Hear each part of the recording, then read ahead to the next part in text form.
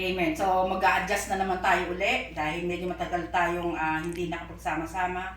Sa oras pong ito ay nais po nating pag-aralan ng sama-sama yung grasya ng Panginoon. Ang sabi po dito ay finding grace in the wilderness.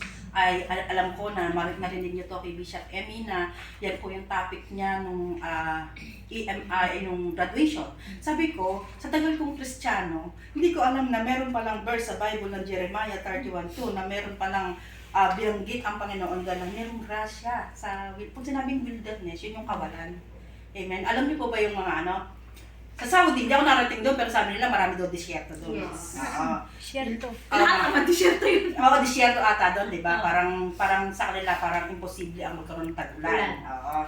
So, sa Bible din pala, meron siyang minimension doon na makakatagpo tayo ng grace sa wilderness. Amen. Sabi ko, wow. Sa ibig sabihin ko, ang buhay ko ay nasa wilderness, ay natagpuan ko ang grasya ng Panginoon.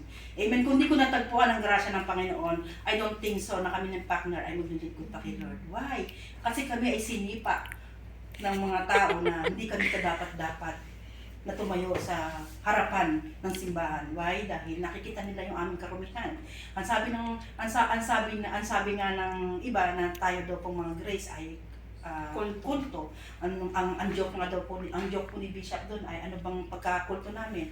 Pro ba o professional? Anti-pro yung mga ganun. Ibig sabihin tayong mga nasa biyaya ay hindi natin maintindihan. Bakit? Hindi naman tayo nanalangin, hindi naman tayo nagkakasala. Of course, nagkakasala tayo minuminuto.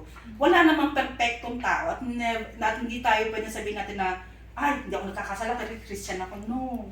Dahil lamang ako po sa buhay ko, kaya lang ako nakakatayo sa harapan ninyo, biyaya lang to ng Panginoon. Hindi ako kadapat-dapat sa mata ng tao, pero pinili ako ng Panginoon para maging karapat-dapat na mag-aral ng biyaya ng Panginoon. Amen po ba? Pag sinabi mo kasing wilderness ay, meron po kayong mga cellphone? Basahin niyo po sa Jeremiah 31:2. Sino po ang may cellphone? Basahin po natin. Basahin po natin. Sabay-sabay niyo pong basahin at makikita niyo po doon na hindi po yung haka-haka na talagang may ganung versikulo sa Bible. Tagalog yun ha? Jeremiah 31:2.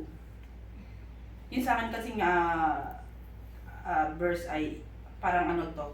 Gusto ko yung mababaw lang, NIV. Sino po yung NIV? Basahin niyo po. King James ba sa'yo? Jeremiah 21. Jeremiah 31:2. Ay, 31. Those who survive coming destruction will find blessing even in the barren land. For I give you rest to the people of Israel. Amen. Ang sabi po doon ay yung barren land, ibig sabihin pag sinabing barren, parang empty, parang walang laman, parang ganun pag sinabing barren. Finding grace, sabi dito, in the word wilderness means that someone is going through yung mahihirap na panahon, yung mahihirap na kalagayan. Doon sa, halimbawa, let's say yun sa Israel, yun ay napakahirap na kalagayan nila yun. Kasi gera yun eh. Anong laban mo sa gera? Anong laban mo sa mga sumasabog biglang bomba sa mga likuran mo, sa mga paanan mo? Doon hindi natin yung nararanasan, tayo na nandito sa Hong Kong, ano ba yung ating mga paghihirap? Ano yung mga hirap na dinadaanan natin? Kapag nakita niyo po ba yung sa Singapore na naghang na OFW na nagbigte? Yes. Siya po ay nakaranas ng maaari na kahirapan o depresyon, hirap sa amo, hindi niya nakayanan yung wilderness na dinadaanan niya, yung hirap. Kaya ang naging pasya na lang niya ay tapusin yung kanyang buhay. Nung nakita ko po kasi yung Diyos ko, sabi ko paano nila tatanggalin yung parang sa tabi pa ng aircon. Diba? Doon sa yung mga panahon na tayo ay wala po tayong makita na tubig. Bisa kapag kasi disyerto, walang tubig doon eh. Hindi, kumbaga tuwan-tuwa nga ata sila pag umuulan. Diba? Kasi daw, pag sa Saudi madalang umulan. So pag merong ulan, tuwan-tuwa sila, lumalabas sila, at sila ay talagang tatampisaw sa ulan. Kasi wala kang ulan na makikita sa disyerto. Pero sa atin po na mga grace people, saan man tayo dalhin na wilderness, talaga naman sa ayat sa gusto may ulan na mangyayari. Amen. Amen. Tayo po ay lumalakad kaya natin lakaran yung mga disyerto, ano man yung mga mga tinik-tinik na nakaharing sa ating mga buhay. Bago pagtapos ni Sister Pinky ang kanyang 2 anak, siya yung maraming 3 anak, hindi maaari. Talagang dumaan siya sa mga wilderness din o kahirapan ng sa kanyang buhay. Why? Isang college nga lang ang hirap pag-aralin. 3 pa kaya. Pero tingnan niyo si Sister Pinky, ang sabi niya kanina ay nakakatulong na yung mga anak niya sa kanya. Yun yung sa gitna ng kahirapan, nakakatagpo tayo ng blessing dun sa may wilderness na yun. Mas maaaring minsan, wala tayong nakikita na tubig. Sabi na, para tayo nabablanko o negative ang ating tingin. Paaari na hindi na ako makakaahon sa kanilang buhay kasi ito na to, wala na akong nakikita ng liwanag. Pero lagi niyo pong tandaan, sa Hong Kong, very popular ang mga tunnel. Pag dumaan tayo sa tunnel ay madilim yan. Wala kang makikita ng liwanag maliban sa ilaw. Pero kapag palabas ka na o malapit ka na lumabas, makikita mo yung bilog na ilaw palabas, nagliliwanag. Amen po ba? Doon sa mga panahon na ano tayo sa tunnel na ating mga buhay, sa wilderness ng mga buhay, huwag po kayong susuko. Amen?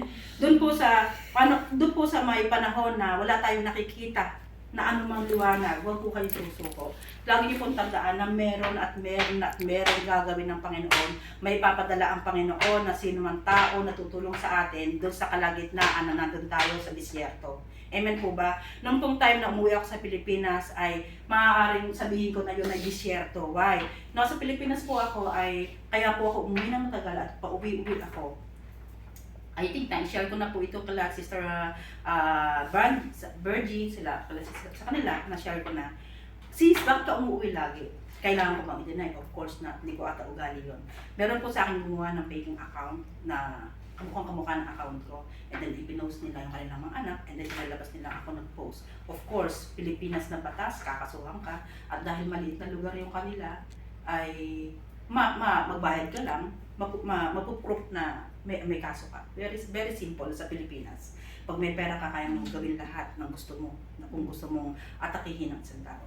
To make the story short, of course, umuwi ako ng Pilipinas, nilabanan ko yun. Sabi pag hindi ako umuwi ng Pilipinas, kaya hindi ako makauwi nun dahil pandemic. Isa yun sa reason. So umuwi ako nung magaan na yung sitwasyon. And then, nagpunta ako sa Pilipinas and then ini-expect ko siya. Tingnan mo to ha. Ito ay wilderness ng buhay ko talaga eh. Kahit sino siguro tumayo sa kalagayan ko, baka maihi sa takot, no? Kasi biro may warrant ka eh. May warrant ako is talagang, pag sinabing warrant, ikaw ay tatakmain na lang anytime na tumapak sa Pilipinas. And then, umuwi ako ng Pilipinas, sabi ko, Lord, nung nandun na ako sa airport, lahat ng bagay ay nasa iyong mga kamay. Hindi ako natatakot dahil wala akong ginawang masama. At ganyan lagi ang pamantayan ko sa buhay. Tumaba ko sa Pilipinas and then immigration. Binigay ko yung passport ko. Wala. As in clear. Walang record yung pangalan ko. Sabi ko, praise the Lord. Yung abogado ko po nasa labas ng airport and then waiting. Nasa labas po siya ng airport and then wini-wait niya. Sabi niya, ano Malos? What's wrong? What happened? Blah, blah. Wala po. Sabi ko, praise God. Sabi ko niya, mabuti ang Panginoon. And then, the following day, inayos-ayos namin ang aking mga papel para po maayos yung aking papel. Makbalik ako lagi dito sa Hong Kong. Alam niyo po ba, yung mga time na nag-aayos ako ng papel, dapat pressure ako noon.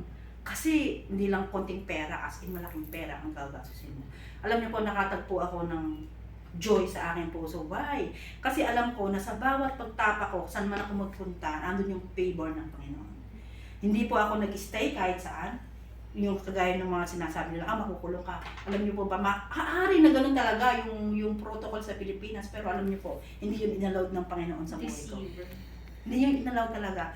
Nakaalis ako, nakakuha ko ng papel na kailangan ko, na hindi man lang ako tumapak sa anumang bagay na ine-expect ng tao na gumawa sa akin ng kasamaan. Siya ay nagdidiwang sa Facebook ng kasamaan niya. Nagdideclare siya, nakakulong, bla bla bla. Alam niyo po, ako natatawa. Kasi sabi ko nga, iba talaga pag ikaw nasa grasya ng Panginoon. Puprotektahan ka niya sa masama. Amen? Yes. Kaya po, madalas ay yung grasya ng Panginoon ay hindi pwede na sabihin natin, hindi niya i-remove sa ating mga buhay yung mga bagay na ayaw natin. Yes. Minsan kasi gusto natin piliin. Kung ano lang yung gusto natin dumating sa buhay natin. Hindi natin yung kayang piliin. Yung comfort zone. Gusto natin yung komportable lang sa atin yung gusto natin. Gusto natin yung problema natin. Kung gusto natin, piliin lang natin eh. Kung parang menu nga, baka gusto nyo, checklist pa eh, no? Ito lang ang gusto ko, chicken, tsaka siomay. Ayoko nito, penoy, eggs. Hindi nga pwede yun eh, no? Ang menu ng buhay, lahat yan kailangan natin daanan. Pinaparusahan ba tayo ng Panginoon? Pag gano'n, of course not. Hindi niya tayo pinaparusahan. Doon sa panahon na mahirap yung ating mga buhay, doon yung mapapatunayan na kasama niyo si Lord. Amen po ba? Ang lagi lang po minsan napapabaksak sa tao is pride. Ayaw niyang lumapit sa Panginoon. Kaya kahit na hirap na sila, sasabihin pa rin nila, ay, kaya ko to. Hindi ko kailangan ng Panginoon. Kaya sila nagfe-fail. Pero tayo, na walang ibang inaasahan, walang ibang pinangahawakan, maliban sa biyaya ng Panginoon, tayo po ay nakakalakad na kasama natin ang cheer up lang talaga tayo na thank you Lord. Amen. Ako po ay talagang within the months na yon ay dapat nape-pressure ako. Sabi nga ng kapatid ko, lakad ka ng lakad, hindi mo ako sinasama. Hindi ko naman masabi, sasama ka ba sa akin? Kung sasabihin ko sa'yo, sa kulungan. Oo, di ba? Sabi niya, hindi mo na ako sinasama. Sabi niya nga, nakikita niya na alis ako ng alis. Nakita niya na alis ako ng alis. Every day. At ang isa pa na nakakatuwa sa Panginoon, every single sense ay talagang na-provide niya ng early sa akin. Amen? Bago ako umalis, ay talagang yung support ng amo ko, alam niya yung mangyayari sa lahat. Kasi alam niya, Pilipinas, pera-pera lang yan, yung mga ganoon. So, nakakatuwa ang Panginoon. Hindi yun dahil sa akin, hindi yun dahil matagal na ako sa amo ko, hindi yun dahil na mabait ako, dahil hindi ako mabait, kundi dahil mabait ang Panginoon. Amen po ba? Amen po ba? Kaya wag po kayo magkasawa na dumaan doon sa mga disyerto ng buhay. Dahil diyan sa disyerto na yan, pag habang lumalakad kayo, meron diyan tubig. Amen po ba? Kaya lang tayo hindi makarating doon kasi ayaw natin umalis sa comfort zone natin. Reklamo. Reklamo. Morning. Hindi pa ginagawa, ay hindi ko kaya yan. Hindi pa ginagawa. Ako kasi gusto risk taker ako eh. Kahit na mahirap, gusto kong daanan siya. Kasi gusto kong matry. Kahit mahirap. Oo, ganun ako. Sabi mahirap to, okay gagawin ko yan. Kasi gusto ko siyang itry. Kung anong mangyayari sa akin, mga ganoon. Hindi ako natatakot. Yung kapatid ko kasi baliktad kami. Siya takot siya mag-try. Gusto niya, lang siya, parang kalmante lang siya. Ayaw niya na risky. Gusto niya ganun lang siya. Sabi ko, ako kaiba kami dalawa. Kaya sabi, kakaiba naman talaga ang tao. Pero kapag hindi ka umalis sa comfort zone mo, mahihirapan ka na mag-move ng another level ng buhay natin. Amen po ba? Minsan ang ating mga wilderness, pera, normal. Normal naman yun na walang tao na hindi problema yung pera. Amen? Pero dun sa kasagsagan ng pangangailangan natin sa finances, nandun yung magbibigay ang Panginoon ng isang taong tutulong sa atin. Like yung amo ko. Dun sa panahon na nasa disyerto ako ng gastos, nung bago ko umuwi, nagbigay talaga siya sa akin ng pera. As in, magkano yung binigay niya sa akin? Sabi niya, I know you need this amount. And true enough, minsan nag one day pa nga